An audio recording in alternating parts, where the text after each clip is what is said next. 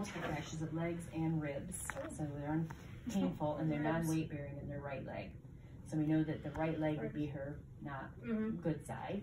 And she's got rib fractures. It doesn't say which ones, but it does let you know that they might be kind of tender and painful. All right. It says transfer status min to mod, and she's using a sliding board. And the goal is to sit up and transfer to the wheelchair.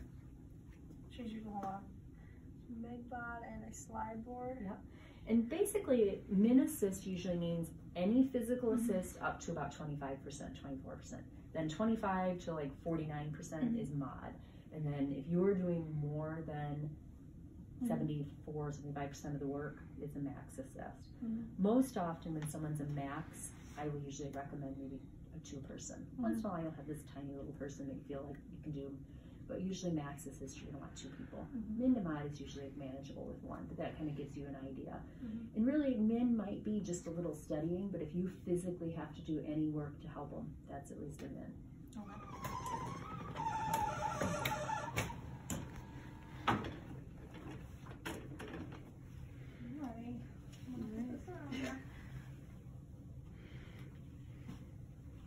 And with the rib fractures, I'd probably try to sit kind of low too, around your hip bones.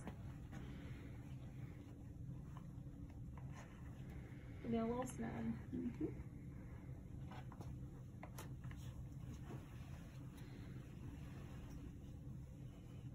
Yeah, these belts are very long. See how this hip's back? See if she can scoot forward for you so she's even. Scoot forward a little more.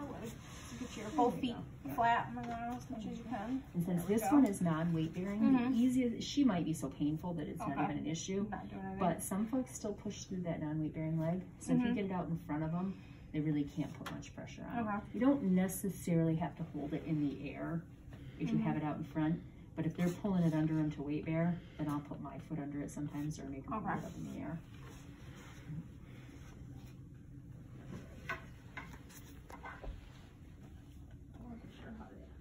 So you're gonna want that underneath her, kind of under her butt cheek, upper thigh. It's very long, so she'll lean to her right. You kind of go right here. Yep. Sometimes I even have to go and scoot into it. Take both hands, and we're gonna do a couple little. It's like a little mini stand. Up and sit. Yep. And push up and sit. Push up and sit. And sit back. Good. She did that perfect. Sometimes you'll see this. Try to always discourage patients to do that because as they put their weight on it, they're going to swoosh their own fingers. Yep. And she did it exactly right. She kind of, as she wanted to scoot to it, she leaned like that. A lot of times patients don't do that. They want to go this way and they lean that way. Well, really your butt's going the other way. We really do teach the head and butt rule. Whatever way you want your butt to go, your head should really go the opposite way. So if I wanted to scoot up in bed, I would kind of go like that. If I wanted to get into standing, I'd lean my head forward to bring my butt up. You really want to go the opposite direction of where your butt should be going, so your head goes the opposite way. A lot of times folks think, oh, I want to move that way, so they like lean everything that way, and that kind of defeats the purpose. It says neurodegenerative disorder, 2-person max stand pivot. I gotta say, if someone's a 2-person max, I'm not probably doing a stand pivot, right, or recommending that you guys do. I'd say do a modified pivot. So let's do the modified, but then we'll also talk about the stand pivot. Go ahead and get on. I really don't necessarily see you doing a 2-person max transfer. That's why I'm saying I'll let you be the patient for this one. So I think a 2-person max would be much more appropriate with a modified pivot or a sliding board. Okay, I'm not sure, maybe there's some reason, toileting or something, that you're gonna stand a 2-person max, and we'll go through that too, but let's start with the 2-person max. Neurodegenerative disorder, they might not have much trunk or limb control. So let's kind of go through how you do this. So let's say you come in, you see it says 2-person max, but you're going to start having her get up. Then I come in, oh, do you need some help? And find out it's a 2-person. And then have her bend, bend your legs up. If you can, I want you to reach for there. If she can't, I can help her get her arm over. And this other person, and I do climb right into bed with folks. You know, I might move the green pad a little, but, and now I would flatten. And this person behind can be kind of making sure her trunk is okay and that she's not tipping over if you needed to put her belt on or anything like that. Next, we're probably gonna wanna scoot forward a little so her feet are flatter. She probably can't, so I might help her scoot a little this way. A little bit back. And then, yeah, and then I help her here. Yeah. Get her legs flat. And then we've got the board, and you're gonna set up the board. She may not be able to control leaning over, so I kind of help her lean over. Get that board right under the bottom. She's nice and small, but if she wasn't, you might have to like lift her leg. Sometimes I'll even, if they can have their leg crossed, if you cross her leg over, that gets her butt cheek up, and then you can get that board right under. A lot of our folks are not petite. If she can help with her hands, yep, we're gonna do this. And then together, we're gonna scoop her across this board. Now would I have in the front, I would do her legs, or would I do this so right here? she still can pivot over her legs, so I would just make sure that her feet are under her. I usually go point heels to kind of where we're going. If you've got her now, I can either stay here or I can move, kind of depends on my body size, to here, and this is where I'm gonna go. And then you're gonna have her right over your shoulder, because she's going that way. You want her looking over this way. Lean her forward, and we're gonna go 1, 2, 3. And you're really the main lifter. I'm kind of just making sure her hips go where they need to. You've got the belt, and I'm kind of holding around her hips. Okay. And then 2,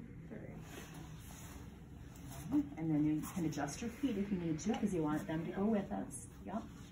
And that's what that sliding board allows you to do. You lean her forward. 1, 2. And hopefully you felt like we kind of lifted and moved you, because that goal was that you wouldn't do a whole lot of it if you were max. Yeah. Okay. So hopefully you didn't feel like you were straining at all, though. And the more that you lean her forward onto you as you go to lift her, especially if she's a bigger person, will make it easier for you. Okay. Go ahead and sit up. And I had to do this max pivot. She's little enough that I probably would, but if I was uncertain, I would get another person. But what I would do is kind of come right in here. And let's say we're not using board, we're just doing it as a modified pivot. I bring her forward on me. I go 1, 2, 3, up and over. I turn her feet again. I kind of put my feet in between hers, because it allows me to help move the one and get in really close. I get in really close to people. And I go 1, 2, up and over. And she's fairly easy because she's small, but I had her. And if I went to do that up and over and I could feel I didn't have her, I'd just sit her back down and push that call light or wait for the next person to make sure her hips are going over. Where you run into more trouble is the people that are resisting, you know, pushing against, or they're scared, so they don't think you've got them. Because then you're kind of, it's like counter forces. So they're pushing against, if you're trying to pull them forward. You can get someone to lean forward into you, you'll pretty much have them. You go ahead and sit. It gives me a chance to feel, are they huffing? Are they resisting? Are we gonna be able to do this? Or am I gonna wait for that second person? And anytime I'm uncertain, I just get that second person. And sometimes in therapy, because we have to document how much assist they needed, I'll say, oh, hey, Doug, how much did you do? And he'll say, I didn't do anything, I was there just in case. So it was max of 1, and I might put a second for safety or that sort of thing. But I'd rather have that person there than not. So if I was trying to get you first, I'd kind of scooch you. I'd take your feet and turn them the way we're going, so your heels are going the way we are. I'm still gonna bring you 1 closer. So I have you lean over me, and I go 1, 2, 3, up and over. And I turn your feet again. If you can use this arm at all, I'd be like, here, reach there. And I might even put my hand here. 1, 2, 3, up and over. You have the control between your legs too. Yeah, So that's, I get closer so that I have more control, but it's still that weight shifting. My arms really aren't doing a whole lot. If I get to the end of the day and I feel like I've done a lot of this, I wasn't doing something right. I have to use my body. And that's what you really want to do so that you don't have any injuries. Never, and it's really tempting, like I gave you this to hang on to. If worse came to worse for some reason, I didn't have a walker, I might let someone hold there. I would never let anybody.